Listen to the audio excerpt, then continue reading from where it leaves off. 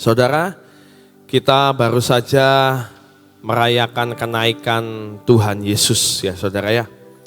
Dan kalau kita renungkan saudara, bahwa pengikutan kita kepada Yesus itu bukan berhenti kepada kita ini percaya bahwa Tuhan adalah juru selamat kita.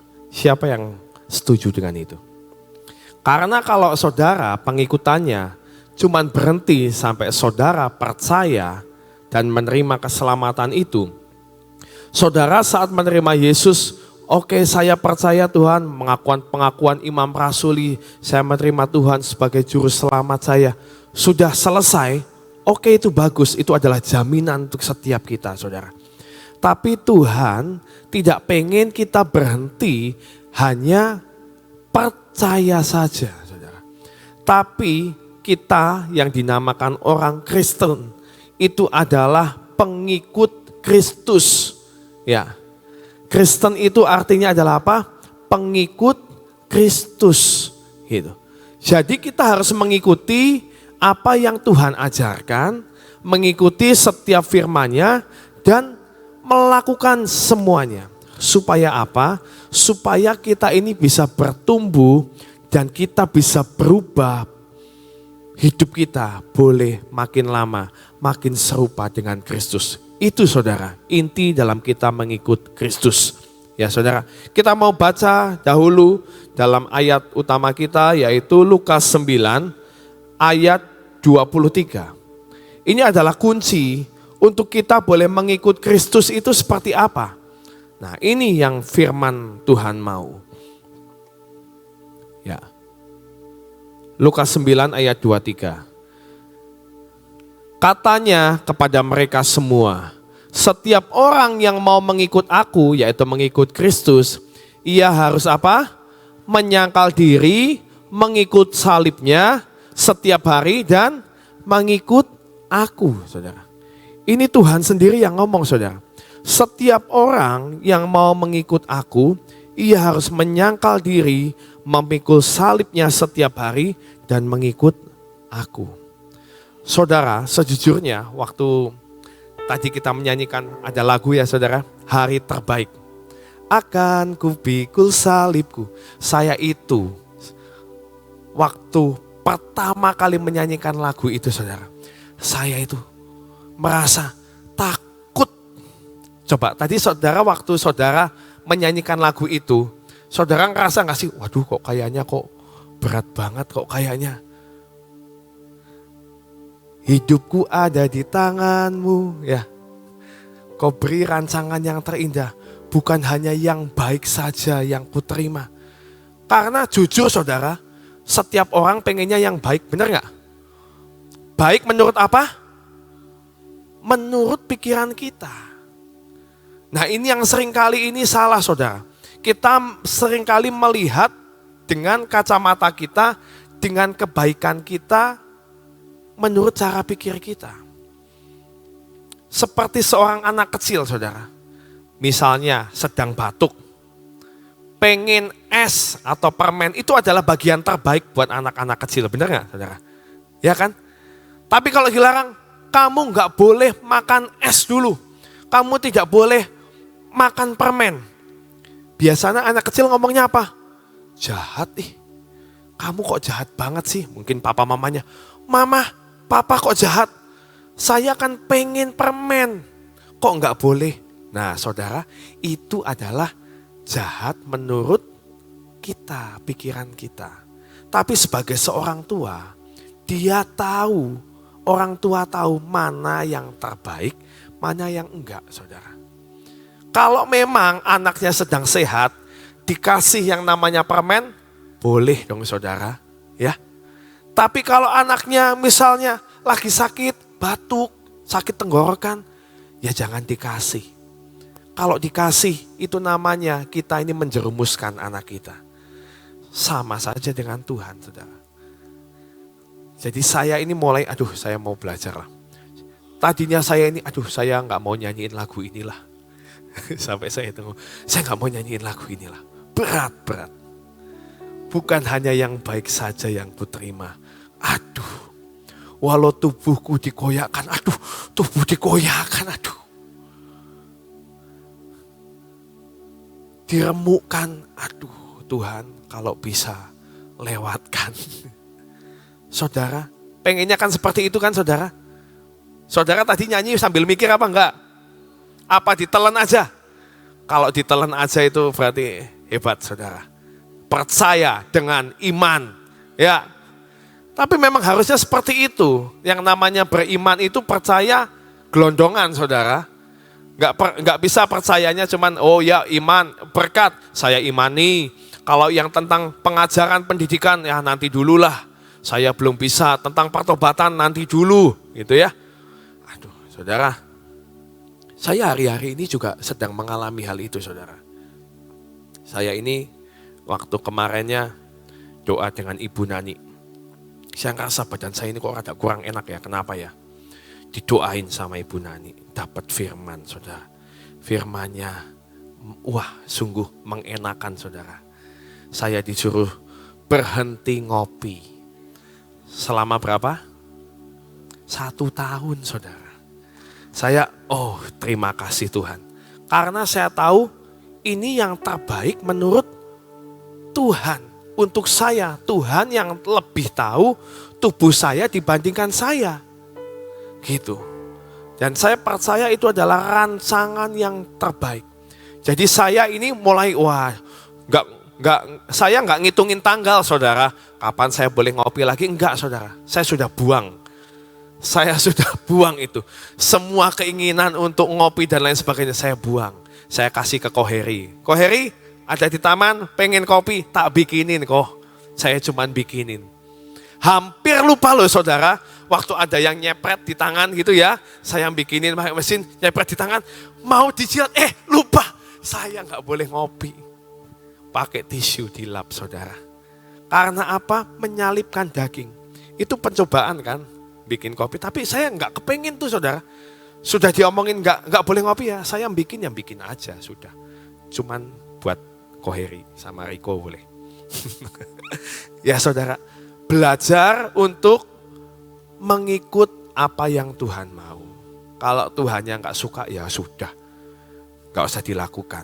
Nggak usah diingat-ingat. Kepengen nggak usah. Saya nggak ingat-ingat. Saya minum teh aja. Saya minum yang lain aja. Masih banyak minuman yang lain ya saudara ya. Setiap orang yang mau mengikut aku harus menyangkal diri. Memikul salib setiap hari. Dan mengikut aku. Saudara.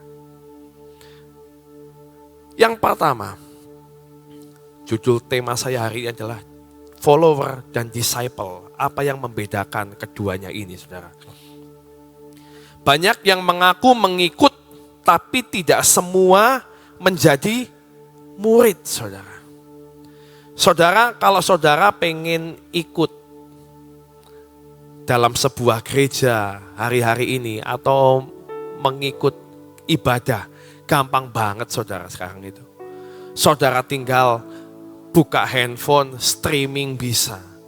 Ya saudara ya, ngelihat, dengerin khotbah-khotbah yang bagus itu saudara, bisa.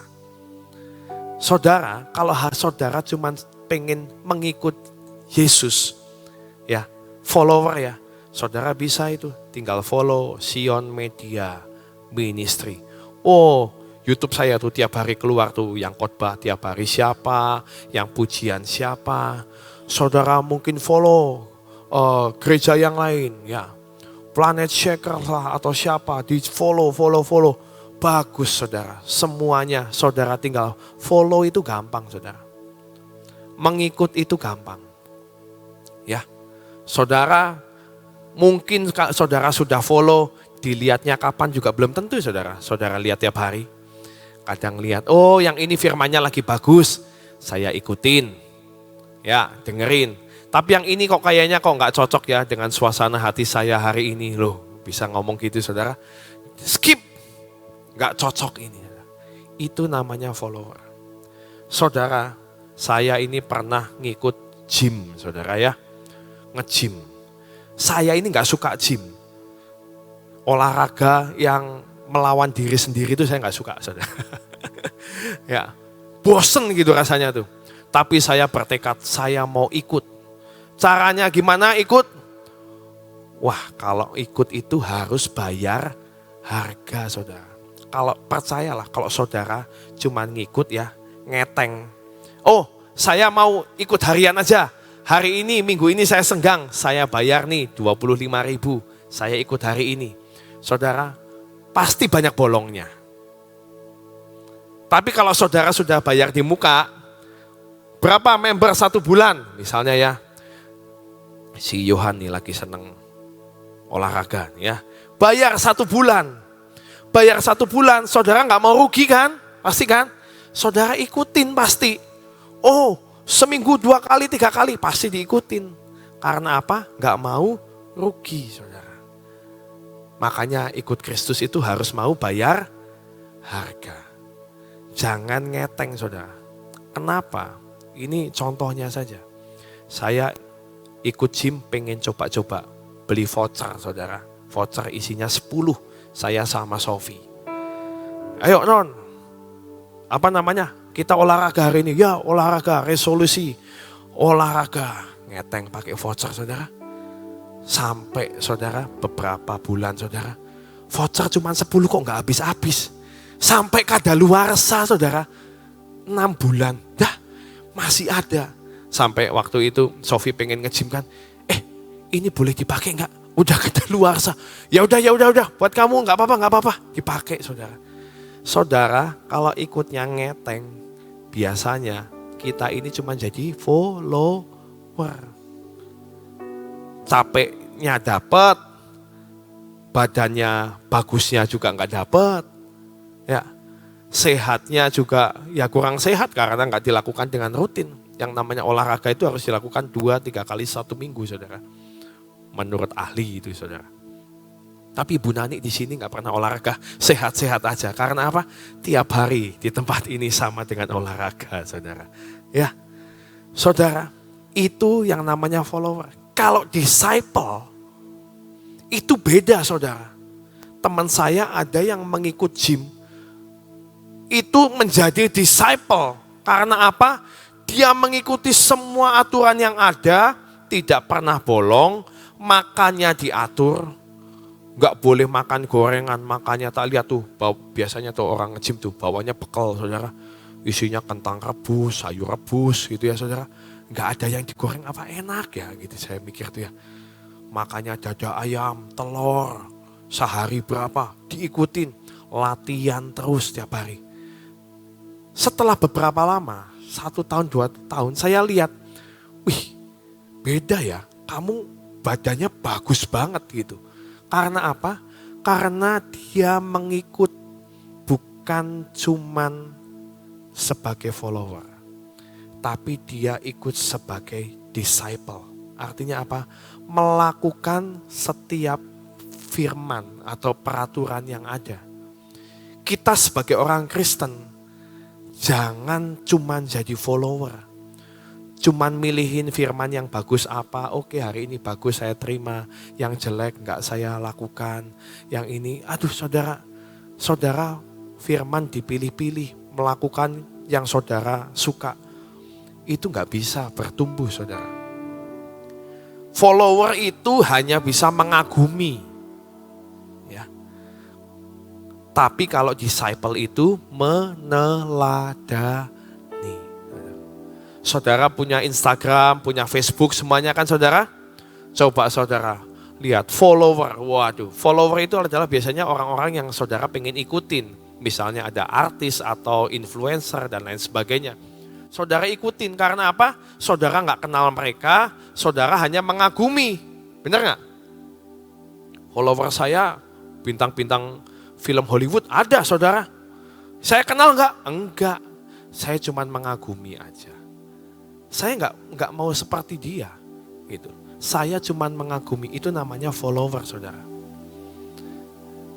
Nih kita baca dulu ya. Yohanes 13 ayat 15. Sebab aku telah memberikan suatu teladan kepada kamu, supaya kamu juga berbuat sama seperti yang telah kuperbuat kepadamu. Sebab Yesus telah memberikan suatu teladan kepada saya, katakannya, supaya saya juga berbuat sama seperti yang telah Yesus perbuat kepada saya. Ini adalah yang Tuhan mau. Jangan berhenti dipercaya kepada Yesus saja, tapi kita harus meneladani, saudara. Meneladani artinya apa? Kita harus mau belajar seperti apa yang Tuhan lakukan. Saudara boleh baca firman, saudara dapat misalnya hari ini, misalnya dapat, aku harus mengasihi buah-buah roh gitu ya, tentang buah roh. Harus punya kasih, belajarlah mengasihi sesamamu. Belajar kasih siapa? Istrimu. Belajar kasih siapa? Suamimu. Mungkin istrimu, suamimu lagi menjengkelkan, tapi belajar untuk mengasihi. Karena apa? Itu adalah firman. Meneladani firman Tuhan. Itu kita akan bertumbuh dan berbuah hari demi hari, saudara. Enggak cuman menjadi follower. Ya. Belajar apa lagi? Mengasihi musuhmu. Itu kan gak gampang ya saudara ya. Ada orang yang lagi bikin kita jengkel gitu. Tiba-tiba saudara waktu saat teduh, doakan orang itu, musuhmu itu. Gampang gak saudara? Wah ya gak gampang.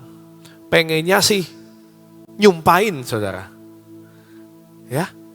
Tapi firman berkata, kasihilah musuhmu. Doakan, berkati. Orang yang mungkin menipu kamu, doakan. Mungkin dia lagi kesesakan. Doain aja saudara. Nanti saudara akan melihat ada perubahan atau ada berkat yang Tuhan sediakan untuk setiap kita. Ya. Jangan hanya mengagumi Yesus dari jauh, tapi teladani akan kehidupannya dari dekat, dari firman-firmannya. Ya saudara, next. Follower itu banyak, tapi kalau murid itu sedikit saudara. Saudara dalam Yohanes 6 ayat 66 sampai 68. Dikatakan mulai dari waktu itu banyak murid-muridnya yang mengundurkan diri dan tidak lagi mengikuti dia. Maka kata Yesus kepada ke-12 muridnya, apakah kamu tidak mau pergi juga? Jawab Simon Petrus kepadanya, Tuhan, kepada siapakah kami akan pergi? Perkataanmu adalah perkataan hidup yang kekal. Saudara, orang-orang yang mengikuti Yesus dari kota ke kota, ngelihat mujizat, disembuhkan juga, itu banyak banget. Yang diberi makan oleh dia itu banyak banget saudara. Follower itu banyak banget saudara yang ngikutin. Tapi murid itu cuman 12 loh saudara. Gak banyak saudara. Karena apa? Banyak orang yang cuman pengen ngeliat. Oh, ada keajaiban di taman. Ada bisa minyak keluar. Wow, saya pengen lihat aja. Tapi saudara gak pengen tahu kenapa ya, apa ya maksud hati Tuhan. Kok minyak ini dikeluarkan di zaman ini, di hari-hari ini. Cari tahu Tuhan ini berbicara apa buat saya. Minta Tuhan mengajari. Saudara kalau di taman itu benar saudara, seharusnya jangan banyak minta saudara. Kalau di taman itu mintanya minta apa? Penjelasan saudara. Saya kalau di taman doa gitu, belajar mengosongkan pikiran, cara pikir saya. Pengen Tuhan hari ini, Tuhan pengen ngomong apa, pengen ngajarin apa. Belajar memberikan kertas kosong kepada Tuhan. Karena Tuhan pasti akan berbicara sesuatu untuk kita pelajari dan teladani. Follower banyak. Tapi yang namanya murid itu cuman sedikit, saudara. Next.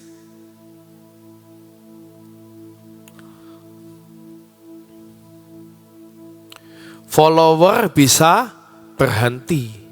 Tapi kalau yang namanya disciple tetap setia.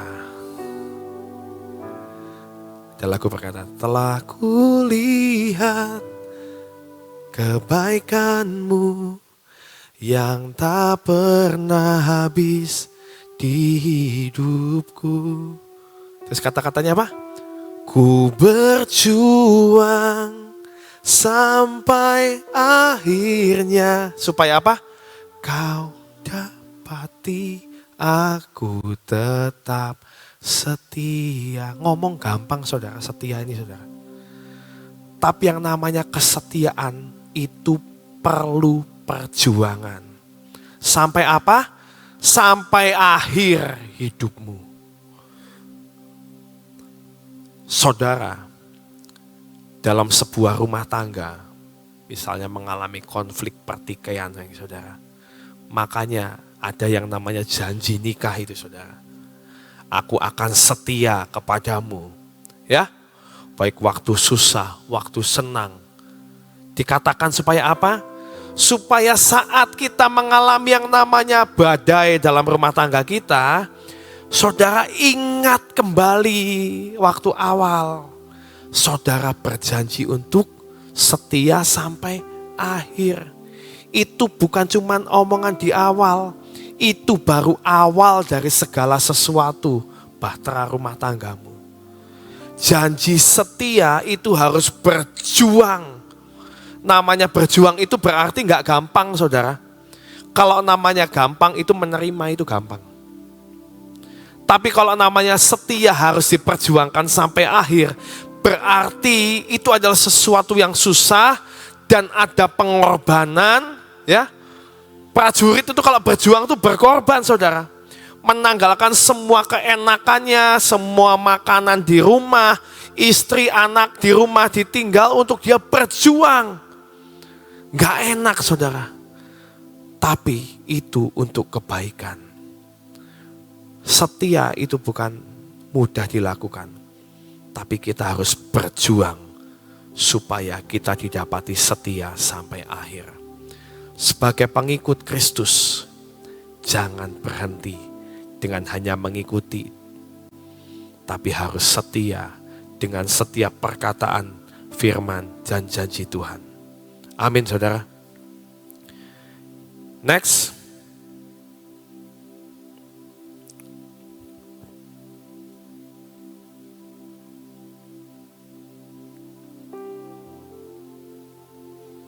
Oh ya, sebelum itu, saudara hari-hari ini yang pergi ke Uganda ini disuruh yang namanya puasa, saudara.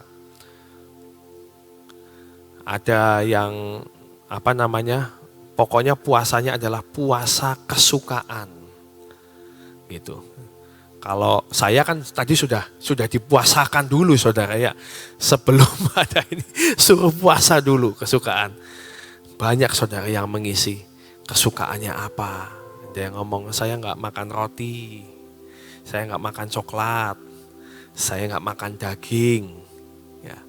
Apapun itu saudara, saya nggak makan B2 mungkin. Ya. Kesukaan ditanggalkan saudara. Supaya apa? Supaya rencana Tuhan itu atas pelayanan di Uganda itu terjadi saudara. Kalau kita tidak membayar harga dengan puasa, kan kemarinnya kan Ibu Nani kan ngomongnya 40 days. Keajaiban terjadi setelah 40 days itu banyak ternyata banyak banget yang ayat di Alkitab yang menuliskan keajaiban setelah 40 hari. Wah, saya juga baru menyadari beberapa cerita ternyata, oh iya ya, ternyata setelah 40 hari. Setelah 40 hari itu artinya apa? Setelah mereka diajar Tuhan meletakkan semua hak, meletakkan setiap kedagingan, meletakkan semua keegoannya.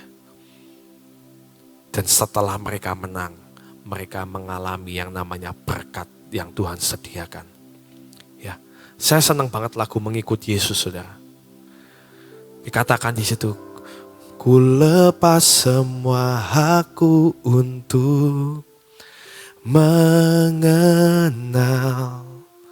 kehendaknya di hidupku, mengiring Yesus. Waduh, saya ini tiap kali nyanyi lagu ini, saudara. Iya ya, untuk mengenal kehendaknya, kita ini harus melepaskan, seringkali harus meletakkan hak ego yang harusnya ya nggak apa-apa sih. Kamu lakukan, kamu mau makan apapun ya terserah kok. Boleh kok. Tapi mau nggak kamu meletakkannya kalau Tuhan nyuruh untuk kamu nggak melakukan itu. Itu seringkali yang susah, saudara. Hari-hari ini dunia ini sedang menawarkan apa yang kita suka, semuanya. Sepertinya semua yang kita suka itu sudah ada di genggaman tangan kita, saudara. Bahkan kita lagi ngomong sesuatu ya, saudara ya. Saya pernah loh itu loh, saudara. Lagi ngomong di meja makan nih. Lagi ngobrolin tentang waktu itu. Ngobrolin, misalnya ya, lagi ngobrolin handphone aja ya, saudara ya. Oh, lagi ngobrolin handphone Samsung Fold misalnya ya, saudara ya. Tiba-tiba iklan di handphone ini tiba-tiba keluar Samsung Fold gitu, saudara. Lagi promo. Sering gak, saudara? Sering kan? Saudara misalnya nih lagi pengen apa? Nyari panci gitu misalnya, ibu-ibu ya. Lagi nyari panci. Tiba-tiba iklannya panci keluar semua. Kemarin Sofi lagi nyari hair dryer, saudara. Hair dryer yang bisa ngerating gitu ya, saudara ya. Lagi nyari itu. Tiba-tiba semua keluarnya iklannya apa? Hair dryer semua, saudara. Karena apa? Semua kesukaan kita hari-hari ini sedang disodorkan dan kita ini tinggal ngeklik. Nah, saudara, kita ini harus belajar. Hari-hari ini dunia sedang membuat, ayo puaskan semua keinginanmu, semua nafsumu, ayo dipuaskan, semuanya bisa. Tapi Tuhan mengajarkan kamu harus menahan, meletakkan hak, meletakkan kesukaan, meletakkan semua yang mengganggu hubungan kita dengan Tuhan. Supaya kita boleh mengikuti Tuhan dengan segenap hati. Ya, yang terakhir, follower mengejar berkat. Disciple atau murid mengejar salib. Barang siapa tidak mengikut salibnya dan mengikut aku, ia tidak dapat menjadi muridku, saudara. Ini adalah ayat yang coba kita renungkan hari-hari ini. Memikul salib itu adalah sebuah pekerjaan yang berat, saudara. Menurut kita, saudara. Tapi firman berkata, Tuhan tidak akan mencobai kamu lebih dari kemampuanmu. Ada sebuah ilustrasi, saudara. Ada seorang yang bermimpi memikul salib, saudara. Mikul salib, jalan. Wah, panjang banget salibnya, berat. Akhirnya sama orang ini dipotong-potong. Salibnya dipotong-potong supaya apa? Bawanya gampang. Dan dibawanya yang seperlunya aja. Dipendekin aja. Tiba-tiba dalam perjalanannya dia menemui sebuah jurang, saudara. Jurang yang panjang. Dan harusnya orang ini harus melewati ke sana. Dengan apa? Dengan salib yang dia bawa ini. Tujuannya salibnya panjang supaya apa? Tuhan tahu di depannya ada jurang. Nanti salibnya bisa dipakai sebagai jembatan untuk nyebrang.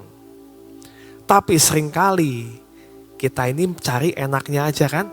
Salibnya dipotong. Akhirnya gak nyampe saudara. Gak bisa nyebrang. Padahal di seberang Tuhan sudah sediakan berkat yang ajaib saudara. Saudara, renungkan kisah ini saudara. Jangan suka ngambil enaknya aja. Tapi belajar mentaati firman Tuhan seutuhnya. Karena Tuhan tahu rencana yang terbaik untuk hari depan kita. Amin. Katakan ke kiri kananmu, ini adalah hari yang terbaik. Tuhan sudah menyediakan rencana yang terbaik. Jangan suka motong salib. Ya, kiranya Tuhan memberkati dengan renungan pada pagi hari ini. Tuhan Yesus memberkati. Yuk kita berdoa saat ini. Bapa, terima kasih buat firman-Mu hari ini Tuhan. Kami mengucap syukur untuk pendidikan demi pendidikan. Kami tahu Tuhan, kami tidak mau menjadi follower, tapi kami mau menjadi disciples. Buat kami Tuhan mengerti bahwa Engkau sudah meneladani kami. Dan biarlah kami melakukan seperti Engkau meneladani kami. Dan kami tahu Tuhan, semua teladan-Mu ada di dalam Alkitab. Buat kami Tuhan mengerti dan kami boleh meneladani Engkau dengan membaca firman-Mu dan menjadi pelaku firman-Mu. Supaya kami menjadi murid yang berkenan di hati-Mu. Buat kami setia sampai garis akhir Tuhan. Dan Engkau dapati kami setia sampai garis akhir. Ini doa yang kami naikkan di hadapan-Mu. Bapak, kami tetap mau berdoa buat seluruh kebutuhan ke Uganda Tuhan. Kami membutuhkan akan 300 paket Tuhan. Dan Kau tahu bahwa satu paket senilai 225.000. Kami minta anugerah-Mu turun. Tolong kami, mampukan kami, beri roh kerinduan untuk kami ikut nabur ke Uganda Tuhan. Ikut nabur ke Uganda. Kami sangat merindukan akan hal ini. Supaya kami benar-benar dapat menjadi saluran berkat. Kami tidak bisa pergi, tapi kami mau menabur. Dengan sebuah keluarga kami bisa membagikan satu paket untuk sembako. Terima kasih ya Tuhan. Engkau sungguh amat sangat baik. Segala pujian, hormat, syukur kami naikkan di hadapan-Mu. Terima kasih karena Engkau sungguh amat sangat baik. Kami mengucap syukur untuk kasih setia-Mu yang tidak pernah berubah. Terima kasih Bapak, terima kasih Tuhan Yesus, terima kasih Tuhan Roh Kudus. Berkati kami supaya kami boleh menjadi berkat. Terima kasih untuk semuanya. Bapak, saat ini kami datang di hadapan-Mu. Kami tetap berdoa buat bangsa dan negara ini Tuhan. Tolong Tuhan, Engkau sendiri yang berdaulat atas bangsa ini. Sehingga Kau berikan hikmat, Kau berikan kebijaksanaan untuk para pemimpin kami. Dari Bapak Presiden, Wakil Presiden, dan semua stafnya dari bawah sampai ke atas. Kami berdoa saat ini ya Tuhan.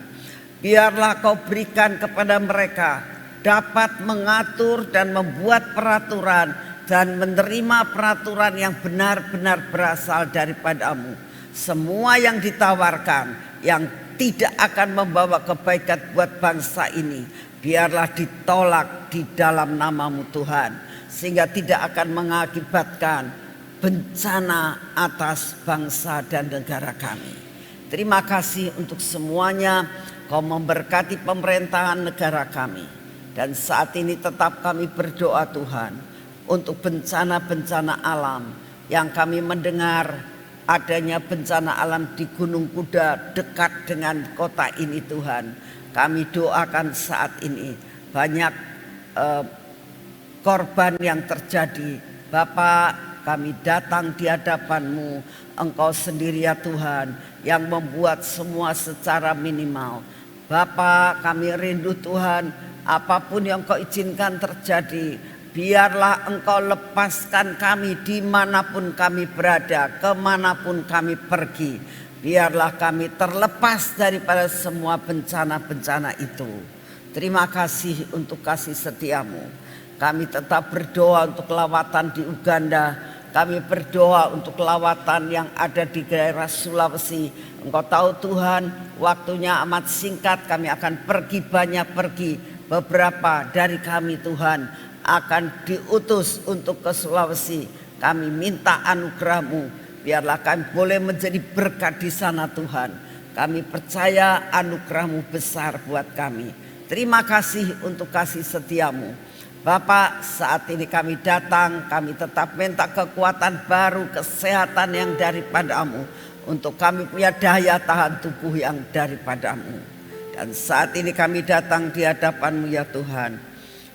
Semua kami tidak ada satupun yang tidak punya masalah. Kami datang di hadapan-Mu. Kami mau menyerahkan semua masalah kami Tuhan. Baik persoalan sakit penyakit, beban yang berat tentang perekonomian,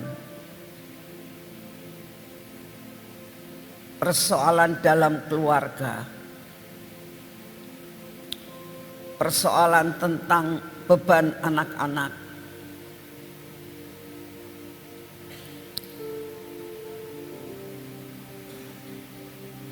dan semua masalah-masalah dalam keluarga kami Tuhan. Saat ini kami mau mempersembahkan kepada-Mu. Engkau ambil alih Tuhan. Engkaulah penolong kami. Engkau memberi kemampuan dan kekuatan untuk kami dapat mengatasinya. Terima kasih untuk kasih setiamu. Segala pujian, hormat, syukur kami naikkan di hadapan-Mu. Karena kami tahu Engkau mendengar doa kami. Di dalam nama Tuhan Yesus. Mari kita masuk dalam pengurapan.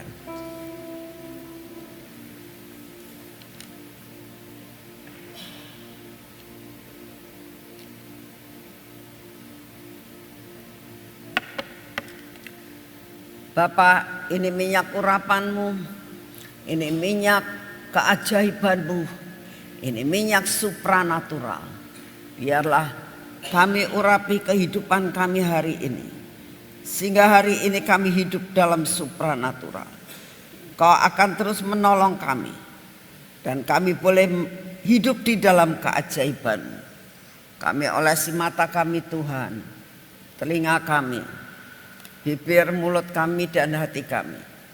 Terus Tuhan, dari ujung rambut sampai ke telapak kaki kami, Engkau babat habis perkara-perkara yang tidak benar dalam hidup kami. Terima kasih Tuhan. Engkau sungguh amat sangat baik atas hidup kami. Engkau memberkati usaha dan pekerjaan kami hari ini. Sehingga hari ini ya Tuhan, kami mengalami kemenangan, berkat yang daripada-Mu. Apa yang kami kerjakan menjadi berhasil. Kau memberkati perjalanan kami dengan kaki kami.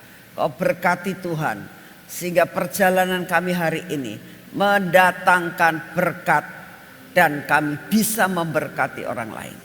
Terima kasih untuk kasih setiamu. Di dalam nama Tuhan Yesus. Amin. Selamat pagi, Tuhan memberkati saudara semuanya.